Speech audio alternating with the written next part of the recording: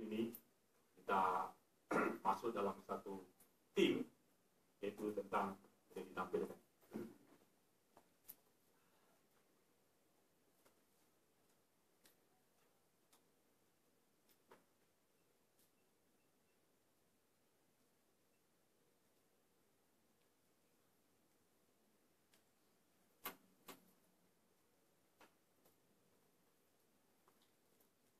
Ya, tema kita bulan ini bulan April yaitu Season of Wisdom. Dalam ayat yang tampilkan ini.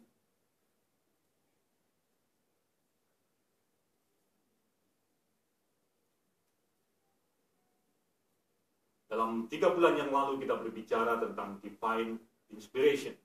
Dalam 3 bulan ini kita akan berbicara tema kita yaitu tentang hikmat Tuhan.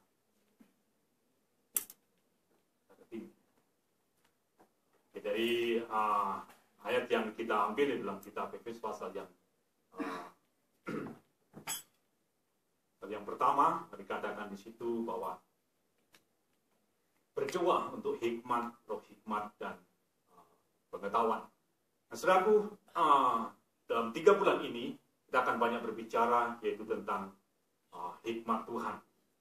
Saudaraku, begitu penting hikmat Tuhan di dalam kehidupan kita orang-orang percaya.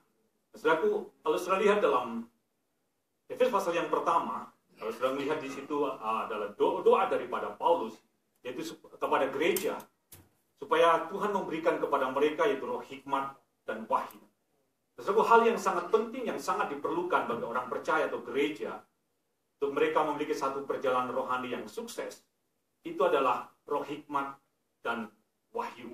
Nah, saudara tahu bahwa kitab Efesus ini adalah kitab pewahyuan yang diberikan Tuhan kepada Rasul Paulus. Kalau saudara, kitab wahyu itu adalah pewahyuan Tuhan kepada Yohanes, tapi Efesus itu adalah pewahyuan Tuhan kepada Rasul Paulus.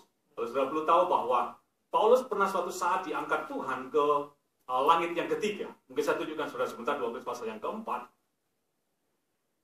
Kalau kitab wahyu ditulis oleh Yohanes, yaitu Tuhan mewahyukan kepada Yohanes dengan dia di mana dia masuk dalam satu areal roh, di mana dikatakan bahwa rohnya diliputi oleh kuasa ilahi, dan di sana Yesus menampakkan diri kepada Yohanes. Tapi kepada Paulus dikatakan di sini Paulus diangkat ke langit yang ketiga, dan di sana Tuhan menyatakan wahyunya dengan singkat kepada Paulus.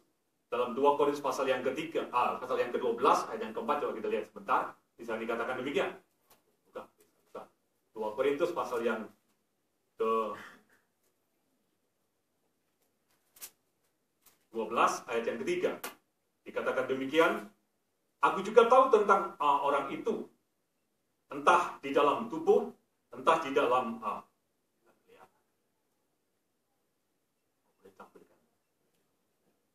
tahu masalah saya atau masalah Ram. Aku juga tahu tentang orang itu, entah di dalam tubuh, entah di luar tubuh. Aku tidak tahu, Allah yang mengetahuinya.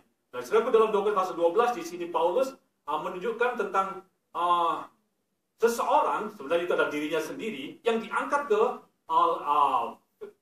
Firdaus atau ke langit yang ketiga. Dalam ayat yang kedua, 2 Korintus pasal yang ke-12 ayat yang kedua, coba lihat. Ya, ayat kedua. Aku tahu tentang seorang Kristen 14 tahun yang lampau, entah di dalam tubuh aku tidak tahu, entah di luar tubuh aku tidak tahu. Allah yang mengetahuinya. Orang itu tiba-tiba diangkat ke tingkat yang ketiga dari surga. Jadi Paulus dia tidak tahu dalam roh atau di luar tubuh atau di dalam tubuh, tapi dia diangkat ke langit yang ketiga. Jadi ada 3 level surga, saudaraku. Jadi ada level pertama, level kedua, level ketiga. Ada seorang yang berkata begini, level pertama itu ada tempat di mana nanti orang-orang percaya tinggal. Level yang kedua itu ada tempat di mana orang-orang yang melayani Tuhan tinggal. Dan level yang ketiga di mana Tuhan tinggal. Itu adalah surga. Karena itu sudah perlu mau berada di level yang kemana, saudara. Nah, Paulus dikatakan di level yang ketiga dari surga. Dan dia bertemu dengan Tuhan, dan di sana Tuhan berbicara dan mewahyukan hal-hal yang rahasia kepada Paulus. Nah, dan rahasia itu ditulis dalam kitab Efesus. Nah, kitab Efesus itu adalah pewahyuan Tuhan kepada Paulus secara langsung. Dan memang ada banyak hal-hal yang dikatakan yang nggak boleh diucapkan. Nah, karena itu Paulus berdoa bahwa ada banyak hal, ada banyak rahasia yang luar biasa. Karena itu gereja perlu dikatakan doa daripada Paulus supaya gereja berdoa untuk supaya Tuhan memberikan kepada mereka roh hikmat dan wahyu. Nah, saudaraku, hikmat itu adalah hal yang sangat penting untuk perjalanan rohani kita itu bisa sukses. Karena dalam Amsal dikatakan bahwa hikmat itu adalah prinsip dari segala sesuatu. Jadi, untuk saudara mengalami satu kehidupan rohani atau perjalanan rohani yang sukses, saudara perlu hikmat Tuhan. Amin. Ini bukan khotbah saya akan khotbah lain. Belum kita bagi berdiri, kita deklarasikan firman Tuhan. Nyantar saudara untuk tema kita 3 bulan ini. Kita ambil Alkitab, kita deklarasikan firman Tuhan bersama-sama. Alkitab adalah firman Allah. Saya percaya kepada firman Allah. Saya adalah apa yang firman Allah katakan tentang saya. Saya memiliki apa yang firman Allah katakan saya miliki. Saya dapat melakukan apa yang firman Allah katakan saya dapat lakukan. Saya mau dengar firman Allah. Pikiran saya tunduk kepada firman Allah. Hati saya terbuka untuk firman Allah. Firman Allah hidup. Firman Allah berkuasa. Dan firman Allah tidak berubah. Saya percaya saya tidak akan pernah sama lagi. Saya tidak akan pernah sama lagi. Saya tidak akan pernah sama lagi. Dalam nama Yesus. Amen. Silakan kembali.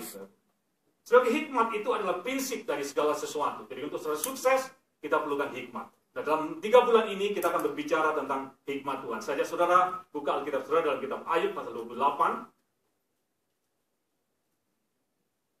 Ayub pasal yang ke-28.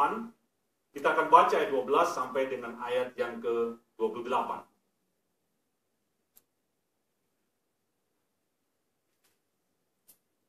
Kitab Ayub sebelum kitab Mazmur pasal yang ke-28. Ayat yang ke-12 sampai dengan ayat yang ke-28. Agak panjang, kita akan baca bergantian. Ayub pasal yang ke-28, ayat 12 sampai dengan ayat 28. Saya akan berbicara pagi ini tentang di mana kita temukan hikmat, atau where to find wisdom. Ayub pasal 28, ayat yang ke-12 sampai dengan ayat 28. Saya baca yang genap, saudara baca ayat yang ganjil.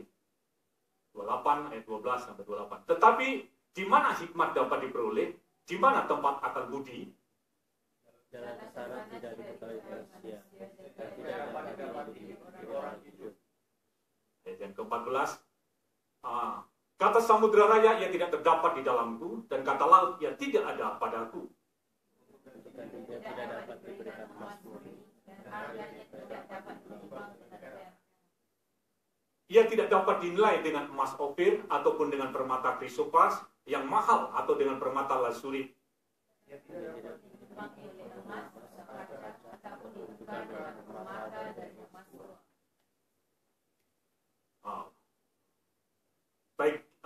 Giwang baik hablur tidak terhitung lagi, memiliki hikmat adalah lebih baik daripada mutiara.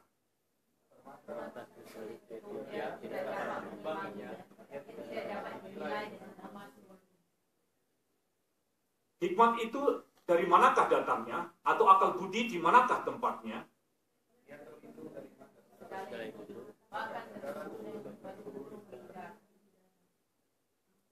Kebinasaan dan maut berkata hanya desas-desusnya yang sampai ke telinga kami.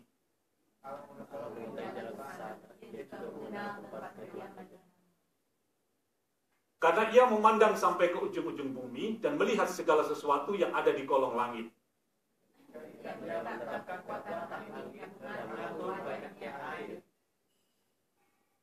Ketika ia membuat ketetapan bagi hujan dan jalan bagi kilat buruh.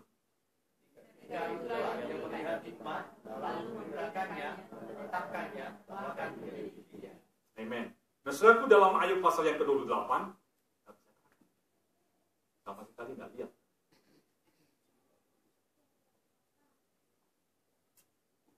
Ya, dalam Ayub pasal yang ke-28 di sini dikatakan di manakah letak daripada hikmat itu? Saudaraku, ayat 28 di sini menjelaskan bahwa hikmat itu sangat berharga, bahkan lebih berharga daripada emas atau lebih berharga daripada harta kekayaan. Nah, hikmat ini begitu berharga dan begitu penting. Karena kalau sudah melihat dalam kitab Amsal, dikatakan dalam Amsal pasal yang ke-4 ayat yang ke-5 sampai dengan 9, kalau sudah lihat di sana, bahwa hikmat inilah yang bisa membangun rumah. Jadi hikmat yang bisa membangun rumah tangga yang bahagia, hikmat yang bisa membangun satu profesi atau bisnis yang sukses, hikmat juga yang bisa membuat kita itu mengalami satu kehidupan yang mulia atau terhormat. Saudaraku, hikmat itu yang bisa membuat kita itu naik. Itu adalah hikmat. Jadi hikmat ini sangat penting. Bahkan dalam Amsal pasal yang ke-4 ayat yang ke-7, coba sudah lihat di sana, sudah lihat di sini. Ya, thank you. Ini baru kelihatan. Nah, Amsal pasal yang ke-4 ayat yang ke-7, coba kita lihat di sana. Mungkin boleh ditampilkan dalam bahasa Inggris, saya bacakan dalam bahasa Indonesianya. Amsal pasal yang ke-4 ayat yang ke-7. Dikatakan demikian. Permulaan hikmat ialah perolehlah hikmat, dan dengan segala yang kau perolehlah pengertian. Dalam terjemahan bahasa Indonesia kurang tepat, tapi dalam terjemahan bahasa Inggris dia lebih bagus, dikatakan begini. Wisdom is the principal thing. Nah, setelah di situ dikatakan hikmat itu adalah prinsip dari segala sesuatu. Jadi untuk saudara bisa hidup sukses, saudara bisa hidup bahagia, atau saudara bisa hidup berkemenangan, atau saudara bisa hidup saudara itu terus naik, saudara, itu diperlukan hikmat. Jadi hikmat ini sangat penting. Tadi itu dalam ayat pasal 28, saudara, ada kitab Ayub dengan kitab Amsal, adalah kitab tentang hikmat. Nah, dikatakan ayat pasal 28 dikatakan, di manakah hikmat itu berada? Tidak ada di dunia orang hidup, tidak ada di dunia orang mati, dan hanya desas-desusnya didengar. Di manakah hikmat itu berada? Nah, saudaraku, hikmat itu sangat berharga, bahkan dikatakan lebih berharga daripada semua bentuk permata, lebih berharga daripada semua harta kekayaan. Jadi hikmat itu sangat penting. Hikmat itu adalah prinsip dari segala sesuatu. Kalau kita mau sukses, kita mau naik, kita mau bahagia, kita perlu hikmat. Coba katakan sebelah kiri, hikmat. Nah, saya akan jelaskan kepada saudara, apa itu sebenarnya hikmat. Hikmat kalau menurut dictionary atau menurut orang dunia, mereka berkata bahwa hikmat itu adalah prudence, yang boleh ditampilkan. Diterjemahkan juga hikmat itu adalah insight atau discernment, yaitu satu kecakapan atau satu keterampilan atau satu kita bisa memahami sepenuhnya. Itu perkataan hikmat. Nah, perkataan hikmat juga diterjemahkan sebagai application of knowledge, yaitu satu pengetahuan yang diterapkan. Kita bisa menerapkan apa yang kita ketahui. Itu hikmat. Itu menurut dunia, itu menurut kamus. Tapi apa itu sebenarnya hikmat Allah? Saya nggak berbicara tentang hikmat dunia, tapi saya akan berbicara tentang hikmat Allah. Apa itu hikmat? Hikmat itu adalah divine inspiration. Jadi hikmat itu adalah satu inspirasi Tuhan, atau satu illumination, satu pencerahan Tuhan. Hikmat itu adalah satu, saya katakan satu direction, atau satu guidance. Itu adalah hikmat. Jadi hikmat itu adalah divine inspiration, divine illumination, atau divine guidance, atau divine direction. Itu adalah hikmat. Nah, ada dua sumber hikmat yang kita kenal. Yang pertama, yaitu hikmat dari dunia, atau sumber hikmat, yaitu wisdom of this world. Dan yang kedua, itu adalah hikmat dari Allah. Jadi ada hikmat dunia, ada hikmat Allah. Nah, orang yang tidak percaya, atau orang yang di luar Tuhan, atau tidak ada di dalam Yesus, hikmat mereka berasal dari dunia ini. Nah, hikmat dunia ini didapatkan melalui pendidikan. Hikmat dunia didapatkan melalui pengalaman. Hikmat dunia ini juga didapatkan melalui keterampilan atau filosofi. Itu hikmat dunia. Jadi kalau saudara mau tampil, cakap, saudara smart, pandai, saudara temukan itu melalui pendidikan, melalui pengalaman, keterampilan kita, dan juga melalui filosofi. Lalu filosofi itu adalah berasal dari kata philia dan sophia. Artinya orang-orang yang cinta akan hikmat. Cinta akan kepandaian. Itu kata filosofi. Nah, saya itu hikmat dunia berasal. Jadi, dengan hikmat dunia, orang bisa sukses. Tetapi saya katakan saudara, hikmat dunia ini bisa membuat orang sukses. Tapi seringkali hikmat dunia ini banyak berlawanan dengan Tuhan. Saya berikan satu contoh. Banyak orang berkata kalau kita mau sukses, yang pertama, kita harus kerja keras. Kalau itu masih oke. Kita juga bilang kita harus kerja keras. Kalau kita mau sukses, kita harus berani. Masih 50-50. Karena berani bisa positif, berani bisa negatif. Jadi, itu orang-orang dunia, hikmat dunia, menurut filosofi dunia. Harus kerja keras, harus berani. Yang ketiga, kalau mau sukses, harus kejam. Itu hikmat dunia. Kalau sudah nggak kejam, kalau dunia, karena kalau kita nggak kejam, kita nggak akan sukses. Kita harus kejam, kita harus berani. Makan apa saja yang bisa dimakan. Istrinya orang pun bisa dimakan. Itu sukses menurut dunia. Kita harus kerja keras, kita harus berani, kita harus kejam. Itu hikmatnya dunia, saudara. Bahkan juga dikatakan bukan hanya kejam, tapi juga harus serakah, saudara. Harus tamak. Kalau nggak tamak, saudara nggak akan bisa sukses. Itu menurut dunia. Itu filosofinya dunia. Dan saudaraku, filosofi ini, saudaraku, ada yang cocok sama firman, tapi ada yang tidak cocok. Nah, apakah kita harus hidup dengan hikmat dunia? Hikmat dunia memang bisa membuat sukses. Kalau banyak orang berkata, saya sering kali mendengar, orang-orang yang sukses di dunia ini, pasti mereka kejam. Pasti mereka keras. Kalau mereka nggak keras, nggak kejam, nggak akan sukses. Saudara amati siapa saja. Saya pernah mendengar suatu ketika seseorang, dia ada di Indonesia, di dunia pendidikan, di Jakarta yang terkenal itu, punyaannya Lipo. UPH, thank you. Ada seorang kerja di sana, dia berkata begini, suatu ketika Jim Riyadi, dia datang. Dia kumpulkan semua stafnya. Wah, dia marah dengan keras. Loh, orang Kristen. Waktu saya belajar, kenapa dia bisa sukses? Karena keras dan kejam. Kalau enggak bisa sukses. Itu dunia. Jadi hikmat dunia itu harus kerja keras, berani, kejam, kalau tidak serakah nggak bisa. Itu saya lihat, itu filosofinya dunia. Nah, orang-orang percaya tidak harus hidup dengan hikmat dunia. Kita memang perlu pendidikan, kita perlu pengalaman. Tapi saya mau katakan pada saudara, Tuhan menyediakan hikmat yang melampaui hikmat dunia ini. Nah, saya akan berbicara pagi ini tentang hikmat Allah. Nah, dalam ayat pasal yang ke-28 dikatakan, di manakah aku temukan hikmat? Hikmat yang tidak ada di negeri orang hidup. Artinya begitu, hikmat yang saya bicarakan. Hikmat yang tidak didapatkan dari dunia ini. Hikmat yang bukan didapatkan melalui pendidikan. Hikmat yang bukan didapatkan melalui pengalaman atau melalui filosofi. Tetapi hikmat yang didapatkan dari Tuhan. Jadi, hikmat yang tidak diperoleh melalui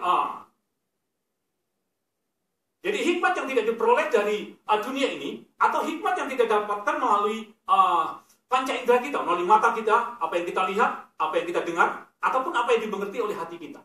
Tapi hikmat yang datang daripada Tuhan. Ayat pasal 32, coba saya antar sebentar. Ayat 32. Ayat pasal 32.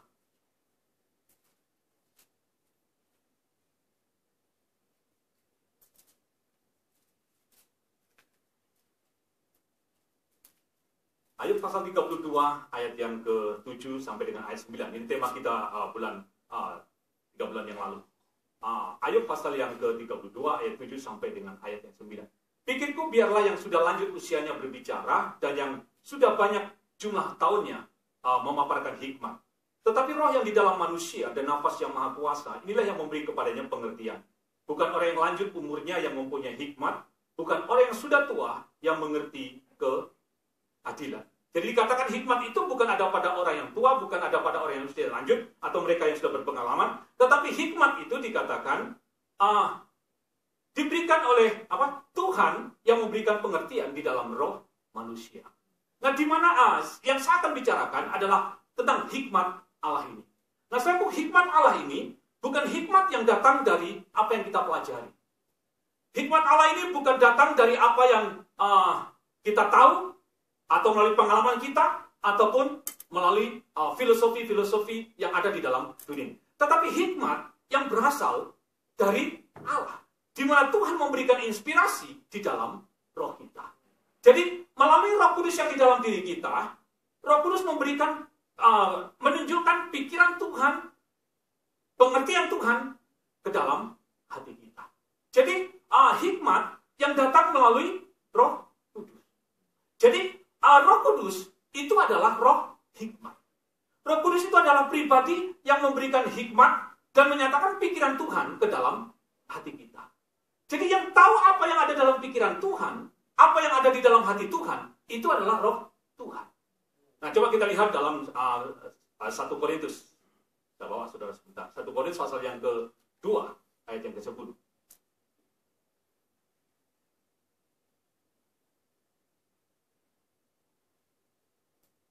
Hikmat Allah adalah hikmat yang datang melalui inspirasi dari Roh Kudus di dalam roh kita. 1 Korintus pasal yang kedua, ayat yang ke-10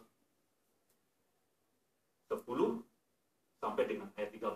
Bacakan demikian, karena kepada kita Allah telah menyatakannya oleh roh, sebab roh menyelidiki segala sesuatu, bahkan hal-hal yang tersembunyi di dalam diri Allah. Ayat yang ke-11, siapa gerangan di antara manusia yang tahu apa yang terdapat dalam diri manusia selain roh manusia sendiri yang ada di dalam dia? Demikian pula tidak ada orang yang tahu apa yang terdapat di dalam diri Allah selain roh Allah. Ayat yang ke-12. Kita tidak menerima roh dunia tetapi roh yang berasal dari Allah, supaya kita tahu apa yang dikaruniakan Allah kepada kita. Ayat 13. Dan karena kami menafsirkan hal yang rohani kepada mereka yang mempunyai roh, kami berkata-kata tentang karunia-karunia Allah dengan perkataan yang bukan diajarkan kepada kami oleh hikmat manusia, tetapi oleh roh. Nah, saudaraku, jadi hikmat Allah itu adalah hikmat yang datang melalui inspirasi daripada Roh Kudus. Nah, orang-orang nggak percaya tidak bisa menerima hikmat daripada Tuhan ini. Bagi mereka adalah sesuatu yang kebodohan. Tetapi hanya orang-orang percaya yang bisa menerima hikmat Allah. Kenapa? Karena Roh Kudus ada di dalam diri kita. Jadi Roh Kudus yang ada dalam diri kita, itu adalah sumber segala hikmat. Dia yang bisa menyatakan atau menyalurkan pikiran Tuhan ke dalam hati kita. Jadi, di manakah kita temukan hikmat? Bahwa hikmat itu ditemukan, yaitu melalui Roh Kudus yang ada di dalam diri kita. Jadi, Roh Kudus yang di dalam diri kita itu adalah roh hikmat. Dia adalah sumber segala hikmat. Dia yang memberikan inspirasi di dalam roh kita. Nah, sekarang saya akan menunjukkan kepada saudara, bagaimana caranya kita wisdom. Bagaimana caranya kita bisa menyalurkan hikmat itu dalam kehidupan kita. Atau bagaimana kita bisa dapatkan hikmat Allah ini. Jadi hikmat itu berasal dari Roh Kudus. Roh Kudus yang dalam diri kita. Karena itu sangat penting saudara, Roh Kudus dalam diri kita. Roh Kudus dalam diri kita itu sangat berharga. Itu melebihi segala sesuatu. Melebihi dari semua yang ada dalam dunia. Itu roh Tuhan yang ada dalam diri kita. Karena saudara percaya Yesus, Roh Kudus dalam diri kita itu adalah harta saudara. Dan roh yang dalam diri kita ini, dialah yang menunjukkan hal-hal yang tersembunyi yang ada di dalam pikiran Tuhan. Jadi kalau saudara mau tahu tentang, mau memperoleh hikmat Tuhan, Roh Kudus yang bisa menyatakannya. Nah, bagaimana kita bisa take wisdom ini? Bagaimana kita bisa memperoleh hikmat ini? Ada 4 hal yang ingin saya bagikan kepada saudara. Yang pertama, hikmat itu bisa didapatkan, yaitu ketika kita menghormati Tuhan. Atau honor God. Coba saudara lihat dalam Ayub pasal 28, ayat 28. Dikatakan demikian dalam kitab Ayub. Dikatakan di situ.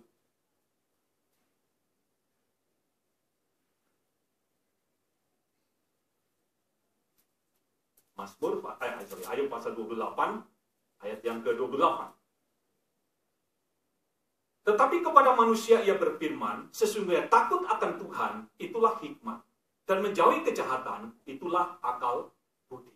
Jadi di situ dikatakan bahwa takut akan Tuhan, itu adalah hikmat. Jadi, bagaimana kita bisa take hikmat? How to take wisdom? Nah, yang pertama, kita harus hidup dalam takut akan Tuhan.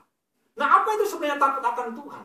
Nah, saya akan jelaskan pada saudara. Jadi, untuk kita bisa beroleh hikmat, kita harus hidup dalam takut akan Tuhan. Mazmur pasal 111. Coba saya bandingkan sebentar. Mazmur pasal 111, ayat yang ke-10. Daud berkata bahwa permulaan dari segala hikmat itu adalah hidup takut akan Tuhan. Mazmur pasal yang ke-111 ayat yang ke-10. Permulaan hikmat adalah takut akan Tuhan. Semua orang yang melakukannya berakal budi yang baik, puji-pujian kepadanya tetap untuk selamanya. Dikatakan permulaan hikmat adalah takut akan Tuhan. Jadi yang pertama, saudara, untuk saudara bisa menerima hikmat daripada Allah, kita harus hidup dalam takut akan Tuhan. Nah, apa sebenarnya takut akan Tuhan itu, saudara? Takut akan Tuhan itu bukan seperti saudara takut dengan hantu. Orang saudara takut sama hantu, gelap, takut. Atau lewat satu tempat yang sepi, takut. Saudaraku, takut akan Tuhan itu juga bukan seperti kita takut dengan polisi. Ada orang, saudaraku, kalau lihat polisi, takut. Saudara. Nah, saudaraku, takut sama Tuhan itu bukan seperti itu. Saudara tahu kalau seseorang itu nggak melakukan kesalahan atau pelanggaran, pasti nggak takut sama polisi, betul nggak? Suatu ketika saya sama Edward ada di Malaysia, saya setir mobil, terus kemudian di awal ada cegatan polisi. Saya bilang, polisi Pak, apa-apa, kalau kita nggak melakukan pelanggaran. Saudaraku, kalau kita nggak ada pelanggaran, pasti kita nggak takut. Kecuali kalau kita salah. Nah, saudaraku, saudara tahu di hadapan Tuhan, kita ini benar di hadapan Allah. Bahwa melalui penebusan Kristus, saudara dan saya itu sudah dibenarkan. Dalam 1 Korintus pasal yang ke-5 dikatakan, dia dijadikan dosa supaya kita dibenarkan oleh dia. Jadi di hadapan Allah, melalui penebusan Kristus, saudara dan saya ini dibenarkan. Perkataan dibenarkan itu adalah justification atau righteousness. Justification itu justify, artinya dinyatakan benar, diproklaim sebagai orang benar. Righteousness itu adalah right standing before God. Jadi kita benar di hadapan Tuhan. Jadi melalui penebusan Kristus, saudara dan saya benar di hadapan Allah. Jadi kalau kita benar di hadapan Allah, saudara, kita di hadapan Tuhan kita benar, kita nggak perlu takut dengan hukuman Tuhan. Seringkali kita melihat Tuhan itu seperti polisi. Tapi saya mau katakan kepada saudara, kita ini adalah kebenaran Allah. Kita ini benar di hadapan Allah. Kita sudah dibenarkan. Nah, karena kita sudah dibenarkan, kita nggak perlu takut dengan murka Tuhan atau hukuman Tuhan. Dalam Roma pasal yang ke-8, saya bawa saudara sebentar, selari saudara sebentar. Roma pasal yang ke-8, coba saudara lihat di sana. Bahwa kita yang telah dibenarkan, kita yang telah diperdamaikan, saudaraku, kita ini bebas dari semua tuntutan hukuman. Roma pasal yang ke-8, coba kita lihat ayat 1 dan ayat yang kedua. Dikatakan demikianlah sekarang tidak ada penghukuman bagi mereka yang ada di dalam Kristus Yesus. Tidak ada penghukuman. Roh yang memberi hidup telah memerdekakan kamu dalam Kristus, dikatakan apa? Dari hukum dosa dan hukum maut. Jadi kita yang telah ditebus, atau kita yang ada di dalam Kristus, saudaraku, kita ini telah dibenarkan. Nah, karena itu, saudaraku, kita tidak lagi ada di bawah hukuman. Jadi, kita tidak perlu takut dengan murka atau hukuman Tuhan. Semua tuntutan daripada hukuman dosa yang ada pada kita, itu sudah dijatuhkan oleh Tuhan di atas kayu salib waktu Yesus mati di atas kayu salib. Jadi semua tuntutan dari dosa atau hukuman atas dosa, itu semua sudah dijatuhkan di atas kayu salib. Karena itu saudara dan saya, yang ada dalam Yesus yang telah ditebus, kita ini dibenarkan. Jadi saudara dan saya bukan lagi orang yang perlu takut dengan hukuman atau murka Tuhan, tetapi sebaliknya, saudara. Kita ini adalah orang-orang yang dikasihi Tuhan. Dalam 1 Petrus pasal yang kedua, ayat 9 dan 10 dikatakan, kamulah bangsa yang terpilih, imamat yang rajani, terus kemudian, yang dahulu kamu tidak dikasihani, tetapi sekarang dikasihi. Jadi, di hadapan Tuhan, kita ini telah dibenarkan. Jadi, kita sudah bebas dari semua hukuman. Karena itu, saudaraku, kita nggak perlu takut sama Tuhan. Itu seperti, Tuhan itu kayak apa? Hakim atau polisi. Tapi, takut akan Tuhan di sini, memiliki arti adalah, kita ini menghormati Tuhan. Amin. Jadi, takut akan Tuhan, itu adalah hormat sama Tuhan. Nah, hormat sama Tuhan itu artinya begini. Kita menempatkan Tuhan yang paling utama, kita menempatkan Tuhan yang paling tinggi, dan Tuhan itu adalah paling terhormat. Atau dengan kata lain, saudaraku, dalam setiap aspek dari segi kehidupan kita, Tuhan itu yang pertama. Itu adalah perkataan takut akan Tuhan. Menghormati Tuhan. Jadi Tuhan itu yang pertama. Nah, kenapa? Ada pertanyaan. Kenapa kita sebagai orang percaya perlu mengembalikan persepuluhan? Sebab kita mengembalikan persepuluhan bukan karena kita takut akan tulah. Malaikat kan bilang, kalau kita nggak kembalikan persepuluhan, maka dikatakan langit itu berubah menjadi seperti apa? Tembaga. Sebab kita kembalikan persepuluhan bukan kita karena takut akan tulah, tapi kita kembalikan persepuluhan karena kita menghormati Tuhan dalam keuangan kita. Bahwa segala sesuatu datang daripada Tuhan dan saya menempatkan Tuhan yang pertama. Sebab takut akan Tuhan itu adalah apa? Hormat sama Tuhan. Coba katakan hormat. Jadi kita menghormati Tuhan, menempatkan Tuhan yang pertama. Jadi itu perkataan apa? Takut akan Tuhan. Jadi menempatkan Tuhan yang pertama. Setiap aspek hidup kita, Tuhan yang pertama. Memulai hari-hari kita, Tuhan yang pertama. Coba ada orang hidup baru bangun, langsung apa? Marah-marah atau langsung cari sesuatu. Sedangkan kita itu hormat sama Tuhan. Pertama, mesti apa? Tuhan dulu. Bicara paling tidak itu minimal, bicara sama Tuhan dulu. Jadi bagus sekali dia berkata, good morning Holy Spirit. Sebab itu orang yang apa? Menghormati Tuhan. Nah, kita bangun tidur, lari, cari sesuatu, lupa semua. Nah, sebab hormat Tuhan artinya menempatkan Tuhan yang pertama. Jadi memulai hari-hari kita juga dengan Tuhan. Bicara sama Tuhan, atau mungkin memuji Tuhan, atau kita bersekutu dengan Tuhan. Itu ada cara kita apa menghormati Tuhan. Ada satu lagu yang bagus, boleh? Edward boleh main. Kita nyanyi satu lagu, mungkin Edward dikasih mic, suaranya bagus. Ada satu lagu yang bagus, lagu Selamat Pagi Bapa. Sudah tahu lagu ini? Dan nyanyi lagu ini bersama-sama.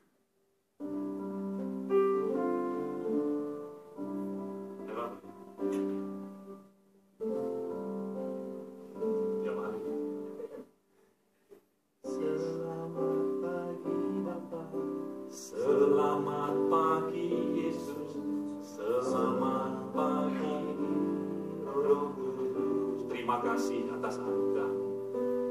Terima kasih atas anugerah-Mu. Semua semalam telah berlalu. Ku memuji, ku menyembah, ku memuji, ku bersyukur, memuliakan nama-Mu. Allah Bapa, Allah Bapa, Putra Roh Kudus. Terima kasih. Kali lagi nyanyikan lagu ini. Selamat pagi. Selamat pagi Bapa, selamat pagi Yesus, selamat pagi Roh Kudus. Terima kasih atas anugerah-Mu. Semalam telah berlalu. Ku memuji, ku mensyukur, memuliakan nama-Mu.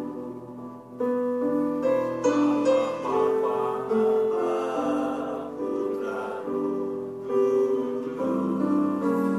Terima kasih. Allah Bapa, Putra Roh Kudus. Allah Bapa, Putra Roh Kudus. Terima kasih. Amen. Nah, saudaraku, orang yang menghormati Tuhan, dia menempatkan Tuhan yang pertama. Di dalam setiap aspek hidup kita tempatkan Tuhan yang pertama. Memulai hari kita, Tuhan yang pertama. Lakukan aktivitas, Tuhan yang pertama. Saudaraku, itu sikap yang takut akan Tuhan atau hormat sama Tuhan. Kalau saya lihat Abraham, dia adalah seorang yang sangat hormat sama Tuhan. Setiap kemana saja Abraham pergi, di mana dia tinggal, yang pertama-tama dia lakukan ada dia bangun mezbah bagi Tuhan. Kalau sudah belajar dari Abraham, sudah belajar dari Ishak, sudah belajar dari Yakub, kemana saja mereka pergi, pertama mezbah yang harus dibangun. Jadi, saudaraku, orang yang takut akan Tuhan, itulah orang yang punya sikap hormat sama Tuhan. Jadi, Tuhan itu ditempatkan yang paling pertama, yang paling tinggi, yang paling terhormat. Jadi Tuhan yang pertama. Saudara boleh lakukan banyak hal, tapi coba belajar, tempatkan Tuhan yang pertama. Alkitab katakan bahwa cari dahulu semua kerajaan Allah, cari dahulu kerajaan Allah dan kebenarannya, maka semua akan ditambahkan. Saudaraku, jadi tempatkan Tuhan yang pertama. Orang-orang kalau sudah belajar Alkitab, orang-orang yang sukses di dalam Alkitab, selalu mereka tempatkan Tuhan yang pertama. Abraham tempatkan Tuhan yang pertama. Kalau sudah belajar Daud, seorang raja yang sukses, sebenarnya Salomo ini menjadi seorang raja yang paling kaya, tapi semua kekayaan itu semuanya dari Daud. Nah, Daud adalah seorang raja yang sangat sukses. Kenapa? Karena dia selalu tempatkan Tuhan yang pertama. Kalau saya baca dalam Mazmur pasal yang 5 adalah rahasia Daud. Dia pagi-pagi yang dia lakukan adalah diatur persembahan bagi Tuhan. Dia menempatkan Tuhan yang pertama. Belajar untuk kita bisa peroleh hikmat, kita harus hidup dalam takut akan Tuhan. Jadi hormati Tuhan. Tempatkan Tuhan yang pertama. Mulai aktivitas kita dengan Tuhan. Lakukan segala sesuatu bersama Tuhan. Itu sikap yang menghormati Tuhan. Jadi yang pertama, kita hormati Tuhan. Yang kedua, hikmat itu bisa kita tag melalui doa. Yakobus pasal yang pertama, coba kita lihat di sana. Yakobus pasal yang pertama, ayat 5 sampai dengan ayat yang ke-8.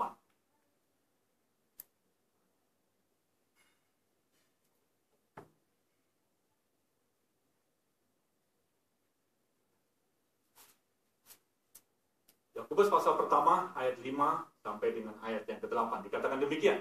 Tetapi apabila di antara kamu ada yang kekurangan hikmat, hendaklah ia memintakannya kepada Allah, yang memberikan kepada semua orang dengan murah hati, dan dengan tidak membangkit-bangkit. Maka hal itu akan diberikan kepadanya. Yang ke-6, hendaklah ia memintanya dalam iman, dan sama sekali jangan bimbang. Sebab orang yang bimbang sama dengan gelombang laut, yang diombang-ambingkan kian kemari oleh angin. Ayat yang ke-7, orang yang demikian janganlah mengira bahwa ia akan menerima sesuatu dari Tuhan. Ayat 8, sebab orang yang mendua hati tidak akan tenang di dalam hidupnya.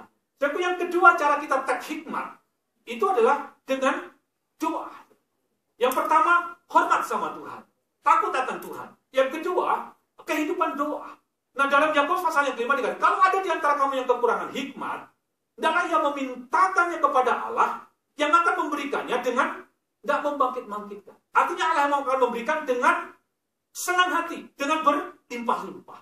Sebab hikmat itu kita bisa minta.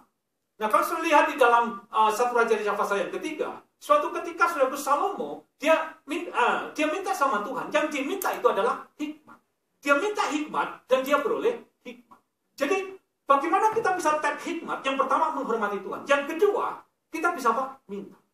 Matius pasal yang ke-7 dikatakan, mintalah maka kamu menerima. Carilah maka kamu mendapat. Ketuklah maka pintu akan dibukakan. Jadi, mintalah maka kamu akan menerima. Kalau kita perlu hikmat, kita minta hikmat.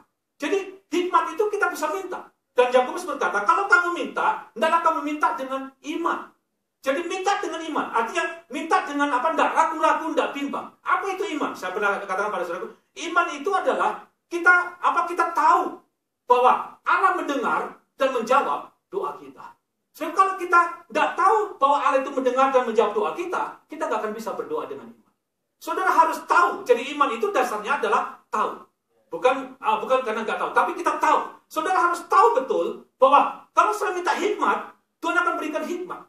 Jadi saudara harus tahu bahwa Allah itu mendengar dan menjawab doa kita. Saudara tahu ini sangat penting. Baru saudara bisa melangkah di dalam iman, bisa berdoa. Dan saya tunjukkan ayat perbandingannya, 1 Yohanes pasal yang 5. Coba kita lihat. Jadi iman itu artinya begini, kita yakin, kita tahu bahwa Allah mendengar dan menjawab doa kita. 1 Yohanes pasal yang 5 ayat yang 15. Boleh dibuka ayat 14 dulu, boleh. Ayat sebelumnya. 14, katakan demikian. Dan inilah keberanian percaya kita kepadanya, keyakinan kita, yaitu bahwa ia mengabulkan doa kita, jikalau kita meminta sesuatu kepadanya menurut kehendaknya. Ayat 15. Dan jikalau kita tahu, sudah garis bawah di situ. Dan jikalau kita tahu bahwa ia mengabulkan apa saja yang kita minta, maka kita juga tahu bahwa kita telah memperoleh segala sesuatu yang telah kita minta kepadanya. Jadi, Yakobus tadi katakan bahwa kalau ada kamu yang kekurangan hikmat, baiklah ia memintanya kepada Allah yang memberikannya dengan berlimpah-limpah. Dan hendaklah dia memintanya dengan iman. Iman itu artinya bahwa kita yakin, kita tahu bahwa Allah mendengar dan menjawab doa kita. Jadi Yohanes katakan, kita tahu, kalau kita tahu, maka dikatakan bahwa ia mengabulkan apa yang kita minta, maka kita juga tahu bahwa kita telah memperoleh segala sesuatu yang kita telah minta kepada. Jadi iman itu artinya kita yakin, kita tahu bahwa Allah mendengar dan menjawab doa kita. Dalam Markus pasal yang ke-11, ayat 23 dan 24 dikatakan begini. Kalau kamu berdoa, percayalah bahwa apa? Kamu telah menerima. Perkataan di situ telah. Tahu bahwa kita telah menerimanya. Jadi kita tahu telah menerimanya, maka dikatakan, maka kamu akan memperolehnya. Jadi kita harus, kalau kita kekurangan hikmat, kita bisa minta kepada Allah. Kita minta dengan apa? Iman. Bahwa kalau kita minta hikmat, saudara, hikmat itu dikatakan dalam 1 Yohanes 3, kalau kita minta sesuatu yang sesuai dengan kehendak Allah, pasti Allah mendengar. Kita minta hikmat itu sesuai dengan kehendak Allah. Kalau kita minta istri kedua bukan kehendak Allah, saudara. Tapi kalau kita minta hikmat, itu kehendak Allah. Jadi kalau kita minta hikmat, kita tahu itu sesuai dengan kehendak Allah. Dan kita tahu bahwa Allah mendengar dan menjawab doa kita. Dan kita memperolehnya. Kita percaya kita menerimanya. Maka kita katakan, maka kamu akan memperolehnya. Jadi hikmat itu kita bisa, yang pertama, kita bisa tap melalui kehidupan yang takut akan Tuhan atau hormat sama Tuhan. Yang kedua, yaitu melalui apa? Doa. Jadi hikmat Allah itu akan diberikan oleh Roh Kudus kepada kita ketika saudara berdoa minta hikmat Tuhan. Karena itu kehidupan doa ini sangat penting, saudara. Kalau saudara mau tahu hal yang rahasia, hal yang tersembunyi, saudara, kehidupan doa itu sangat penting. Dalam Yeremia pasal 33 ayat 3 dikatakan, berserulah kepadaku, maka aku akan menunjukkan kepadamu hal yang besar, hal yang rahasia, hal yang tersembunyi. Jadi, kalau kita mau dapatkan hikmat Tuhan, kehidupan doa itu adalah sangat penting. Jadi, saudara perlu minta dengan iman. Saudara perlu berdoa, maka saudara akan memperolehnya. Waktu ada seorang raja namanya itu adalah Nebukadnezar. Dan raja itu mendapat satu mimpi. Tapi waktu dia bangun, dia lupa mimpinya. Dan karena dia gelisah dengan mimpi itu, dia panggil semua orang-orang pandai atau orang-orang bijaksana waktu itu, atau penasihat-penasihat raja, dipanggil semuanya. Dia minta begini, saya mimpi tapi saya lupa. Sekarang saya minta kepada kamu, tunjukkan mimpi itu. Kalau memang kamu orang-orang pandai, orang yang bijaksana, tunjukkan mimpi itu dan terjemahkan. Maka kalau kamu tahu, kamu akan dapat upah, dapat hadiah. Tapi kalau kamu nggak bisa menerjemahkannya, maka kalian semua akan dibunuh. Saudaraku, waktu ini disampaikan oleh Nebukadnezar menjadikan satu dekret, saudaraku. Itu menjadi satu kegelisahan yang besar. Dan termasuk waktu itu ada satu orang bijaksana di sana namanya Daniel. Dan waktu Daniel mendengar itu, saudaraku, ini satu dekret yang nggak masuk akal, saudaraku. Bagaimana orang lupa mimpi, disuruh tunjukkan mimpinya dan menerjemahkannya, nggak masuk akal. Tapi Nebukadnezar, saudara, karena seorang yang diktator, dan dia ini orang yang dia berpikir ahli nujum atau orang bijaksana itu tahu segala-galanya. Jadi dia berkata, tunjukkan mimpi itu dan artikan. Jadi waktu mendengar dekret itu, saudaraku, Daniel, apa yang dilakukan oleh Daniel? Dia berkata kepada Ariok, yaitu dia pengawal raja, dia berkata begini, kasih waktu kepada kami. Kami akan berdoa kepada Tuhan untuk minta ditunjukkan apa mimpi dan artinya itu. Akhirnya dia menghadap raja bersama dengan Ariok, dan dia menghadap kepada Nebukadnezar. Akhirnya Nebukadnezar memberikan satu waktu. Dan apa yang dilakukan oleh Daniel? Dia mengajak teman-temannya, yaitu Sadrak, Meshach, dan Abednego. Dia ajak bersama-sama berdoa. Dan pada waktu mereka berdoa dikatakan, maka Tuhan memberikan hikmat kepada Daniel untuk menunjukkan mimpi daripada Nebukadnezar dan arti daripada mimpi itu. Jadi saya mau katakan kepada saudara, hal yang rahasia, hal yang tersembunyi, yang tahu itu adalah Roh Tuhan. Dan yang menyelidiki itu adalah Roh Tuhan. Dan Roh Tuhan ini hanya akan diberikannya kepada kita, rahasia-rahasia itu kepada kita, di dalam roh kita, ketika saudara berdoa. Jadi mintalah hikmat, maka kamu akan memperoleh. Jadi yang pertama, saudara, hidup dalam hormat sama Tuhan, takut sama Tuhan. Yang kedua, saudara, berdoa. Saya teringat, saudaraku, waktu saya ada di Timur, saya pernah membangun satu gedung gereja. Gereja itu lumayan besar, saudara. Gedungnya bisa menampung sekitar 800 orang. Itu Kalau ada KKR John Hartman atau Henon Foss, itu bisa sampai 1.200, dia taruh kursi sampai 1.200. Lumayan besar. Tapi kita bangun waktu itu dengan tanpa IMB. Karena sudah tahu di Timur-Timur itu semuanya waktu itu Katolik. Ya. Semua orang bangun gereja, bangun dulu baru urus IMB. Bahkan ada yang hanya bangun, nggak urus. Jadi saya ikut-ikutan. Saya bangun saja, sambil urus IMB. Dan setelah jadi, saudaraku, karena gereja itu lumayan besar, akhirnya membangkitkan ketidaksenangan orang-orang di sekelilingnya. Dan dilaporkan ke pemerintah sampai kepada keuskupan. Dan akhirnya uskup ini memerintahkan kepada bupati untuk supaya gereja itu dibongkar. Karena terdengar juga nggak ada IMB. Dan setelah saya selidiki sebenarnya, kenapa bupati tidak memberikan IMB kepada kami waktu kami sudah urus, sudah cukup lama kami urus. Tapi Bupati tidak mengeluarkannya. Ternyata karena Bupati ini takut dengan instruksi daripada uskup ini. Jadi akhirnya saya mendengar berita bahwa gereja kami diputuskan untuk dibongkar. Itu sudah sampai ke PU. Dan waktu kami mendengar itu, saudara, apa yang kami lakukan? Saya bersama-sama jemaat saja, ayo kita berdoa. Allah kita besar. Jadi kami berdoa, bahkan saya tambah dengan puasa. Akhirnya saudaraku, Bupati mengambil satu keputusan. Dia panggil saya dengan pemimpin Katolik waktu itu. Waktu itu keuskupan diwakili oleh pemimpin diosis. Jadi kami bertemu Bupati, pemimpin diosis dengan saya. Dan waktu saya bertemu dengan mereka, apa yang saya lakukan? Saya berdoa sama Tuhan. Tuhan, saya minta hikmat-Mu bagaimana saya berbicara dengan mereka. Dan waktu kami bertemu, saudaraku, Tuhan kasih saya hikmat. Pemimpin Bupati berkata, kami persilakan Pak Pendeta untuk sampaikan kenapa sampai bangun gereja dengan tanpa IMB. Itu perkataan tanpa IMB itu cukup memojokkan saya. Tapi waktu saya mendengar itu, saudaraku, saya dengan tenang, Tuhan kasih hikmat saya ketenangan, dan saya mulai katakan begini. Saya ceritakan asal mulanya. Kenapa saya mulai bangun gereja? Jadi sebelumnya saya beli satu tempat, tapi karena tempat itu dekat dengan semua material kami berikan pada mereka. Waktu mereka dengar itu, saudaraku, yang pemimpin diosis ini langsung tertunduk. Ya, terus saya ceritakan panjang lebarnya. Akhirnya sudah apa yang dikatakan oleh dia berkata kepada Pak Bupati, kalau demikian gereja itu harus tetap berdiri. Jadi saya akan sampaikan kepada pihak keuskupan untuk menenteramkan masyarakat yang ada dan gereja tetap berdiri. Sudah tahu apa yang terjadi? IMB keluar. Jadi saya mau katakan kepada saudara, hal yang tersembunyi, hal yang rahasia, hikmat itu diberikan ketika kita berdoa. Yang pertama, hormat sama Tuhan. Yang kedua adalah doa. Nah, yang ketiga, hikmat itu datang, yaitu ketika kita meditate kepada firman Tuhan.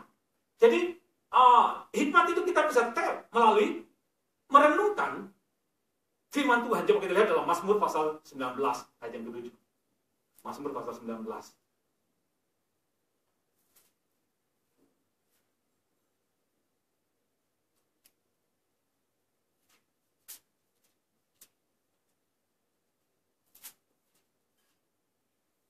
Mazmur 19 ayat ke-7 dikatakan begini, Taurat Tuhan itu sempurna, menyegarkan jiwa.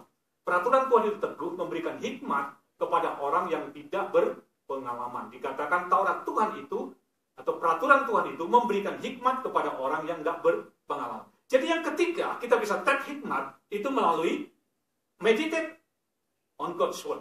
Jadi, melalui merenungkan firman Tuhan. Saudara, firman Allah itu adalah hikmat Allah. Firman Tuhan itu adalah pikiran Tuhan. Ketika saudara merenungkan firman Tuhan, maka Roh Kudus itu akan menyatakan hikmat Allah di dalam hati kita. Jadi, sangat penting merenungkan firman Tuhan. Jadi, hikmat itu ada di dalam firman Tuhan. Dalam Amsal pasal yang kedua, coba kita lihat Amsal pasal yang kedua. Ayat 1 sampai dengan ayat yang ke-6. Amsal 2, ayat 1 sampai 6.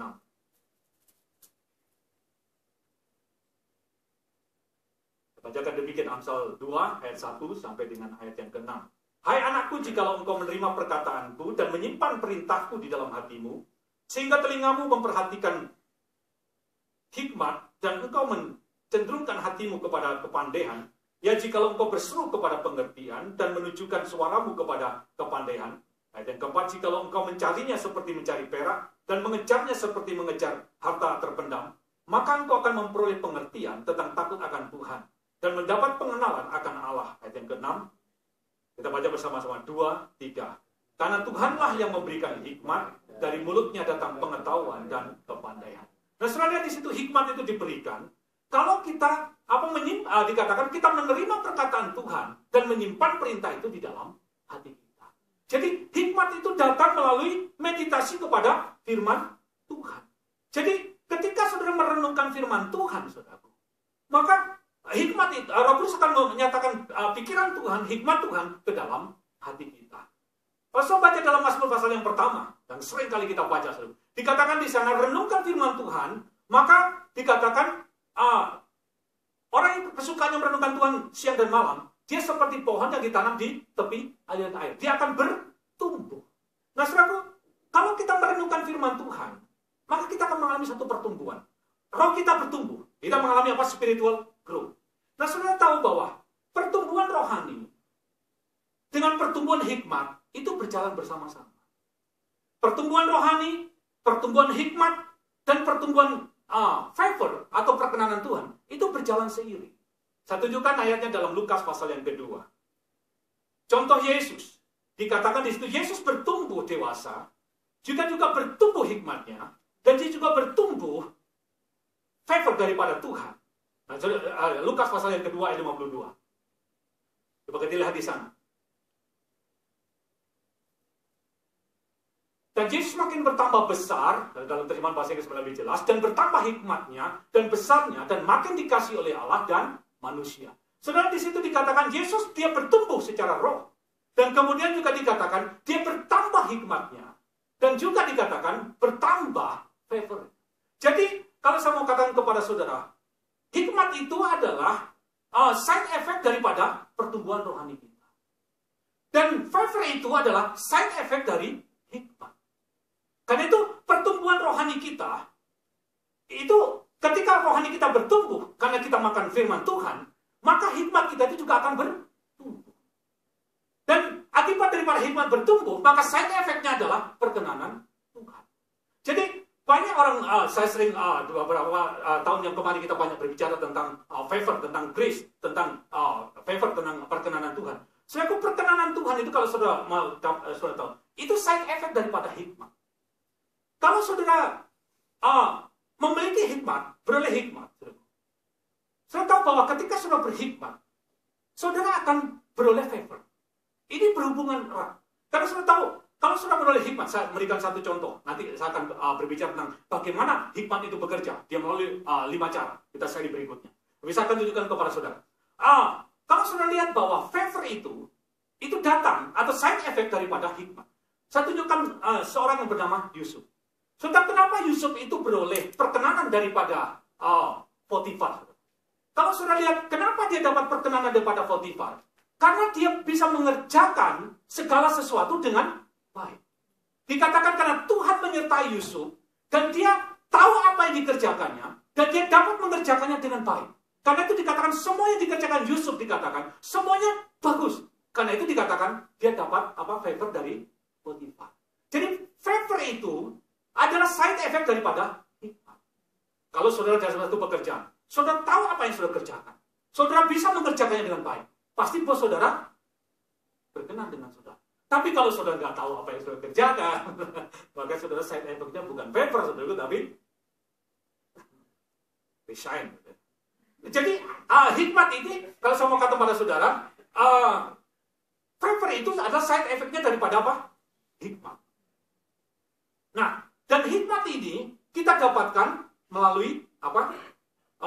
Pertumbuhan rohani kita.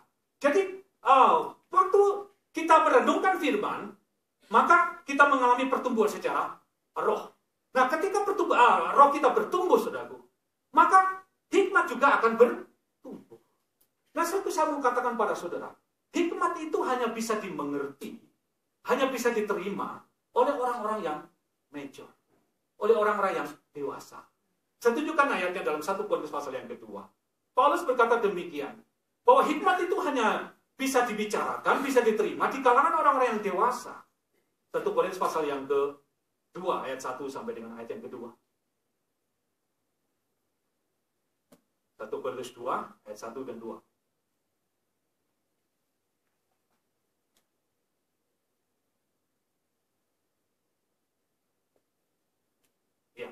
Demikianlah pula ketika aku datang kepadamu, saudara-saudara, aku tidak datang dengan kata-kata yang indah atau dengan hikmat yang menyampaikan kesaksian Allah kepada kamu, ayat yang kedua. Sebab aku telah memutuskan untuk tidak mengetahui apa-apa di antara kamu selain Yesus Kristus, yaitu Dia yang disalibkan.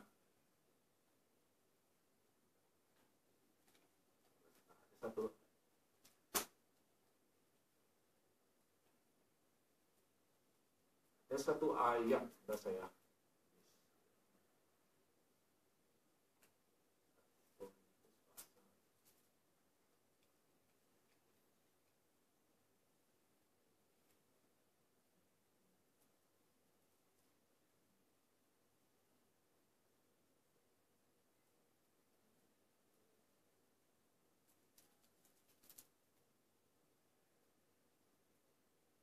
Ayat yang ke-6, saudara-saudara. Dikatakan demikian. Nah, sesungguhnya demikian kami memberitakan hikmat di kalangan mereka yang telah matang. Yaitu hikmat yang bukan dari dunia ini dan yang bukan dari penguasa-penguasa dunia ini. Itu penguasa-penguasa yang akan ditiadakan. Tetapi yang kami beritakan ialah hikmat Allah yang tersembunyi dan rahasia yang sebelum dunia dijadikan telah disediakan Allah bagi kemuliaan kita. Dikatakan di situ, kami memberitakan hikmat di kalangan mereka yang telah matang. Jadi hikmat itu hanya bisa dimengerti, bisa diterima oleh orang-orang yang apa? Dewasa. Jadi karena itu merenungkan firman, itu membuat roh saudara bertumbuh. Nah ketika roh saudara tumbuh dewasa, maka hikmat juga akan bertumbuh. Jadi bagaimana cara kita tap hikmat, kita memperoleh hikmat, yaitu dengan apa? Merenungkan firman Tuhan. Jadi merenungkan firman Tuhan itu adalah kunci untuk saudara memiliki hikmat Tuhan. Suatu ketika waktu Musa Tuhan berkata kepada Musa demikian bahwa kamu akan pergi, tapi kamu nggak akan sampai ke tanah perjanjian. Tapi sebaliknya, abdimu, ajudanmu Yosua yang akan meneruskannya. Sebab waktu Yosua menerima delegasi daripada Musa bahwa dia akan memimpin bangsa Israel, sudah tahu Yosua ini mengalami ketakutan yang sangat hebat. Dia tahu bahwa dirinya bukan seorang yang brilian, bukan seorang yang pandai, bukan seorang yang istilahnya hebat dalam kepemimpinan, bukan seorang yang berpengalaman, tapi dia ini hanya seorang ajudan daripada Musa. Dia bukan pemimpin dari satu kaum, dia juga bukan seorang panglima waktu itu, tapi dia hanya seorang pengikut dari Musa, seorang ajudan. Nah, waktu Tuhan berkata kepada Musa, delegasikan kepada Yosua, kalau saya lihat dalam Yosua pasal yang pertama, Yosua ini menjadi kecil hatinya. Nah, waktu dia mengalami keadaan yang kecil hati, keadaan yang takut ini, Tuhan berkata kepada Yosua begini, perhatikan, kuatkan dan teguhkan hatimu. Renungkan firman Tuhan siang dan malam, dan jangan lupa memperkatakannya. Maka kamu akan bertindak hati-hati, dan perjalanan akan berhasil dan beruntung. Saudaraku, dalam keadaan yang tawar, apa yang dilakukan oleh Yosua? Untuk dia memimpin bangsa Israel yang begitu besar, yang Musa seorang yang ketemu Tuhan dengan Tuhan saja nggak sanggup pimpin bangsa Israel sampai ke Kanaan, apalagi Yosua yang tidak berpengalaman ini. Karena itu Tuhan berkata, renungkan firman Tuhan, maka kamu akan bisa bertindak dengan hati-hati, kamu akan bisa bertindak dengan bijaksana, maka kamu akan beruntung dan berhasil. Dan kuncinya adalah renungkan firman. So, merenungkan firman itu membuat saudara jadi berhikmat. Jadi pertama, hikmat itu bisa kita tap melalui takut akan Tuhan, yaitu hormat sama Tuhan. Yang kedua melalui kita doa. Yang ketiga melalui merenungkan firman. Dan yang keempat, hikmat itu bisa kita tap melalui kehidupan yang rendah hati. Jadi Amsal pasal 11. Bagaimana kita beroleh hikmat? Yaitu dengan hidup yang rendah hati. Amsal pasal 11 ayat yang kedua.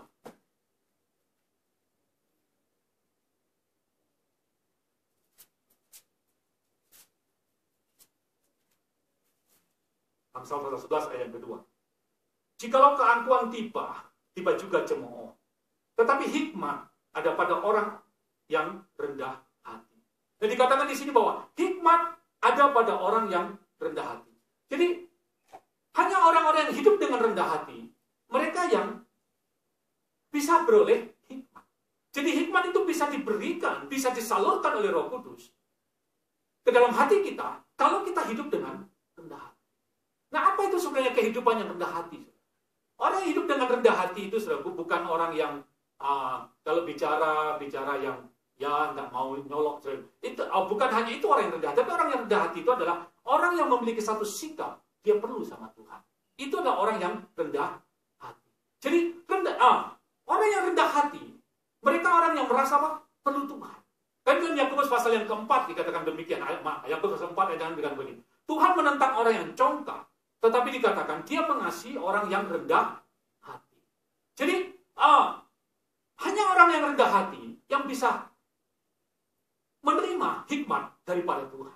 Jadi ketika saudara merasa diri kita bisa, merasa diri saudara mampu, merasa diri saudara pandai, saudara, hikmat Allah nggak akan mengalir di dalam hidup kita.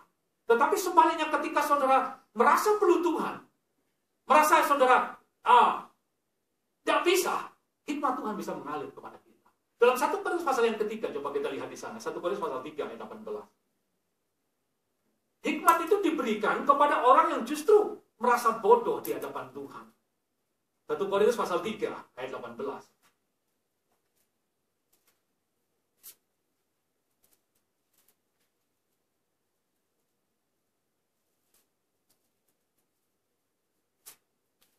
Satu Korintus 3 ayat 18 sampai dengan ayat yang ke-20 dikatakan demikian. Janganlah ada orang yang menipu dirinya sendiri jika ada di antara kamu yang menyangka dirinya berhikmat menurut dunia ini, atau pandai, atau smart, atau brilian.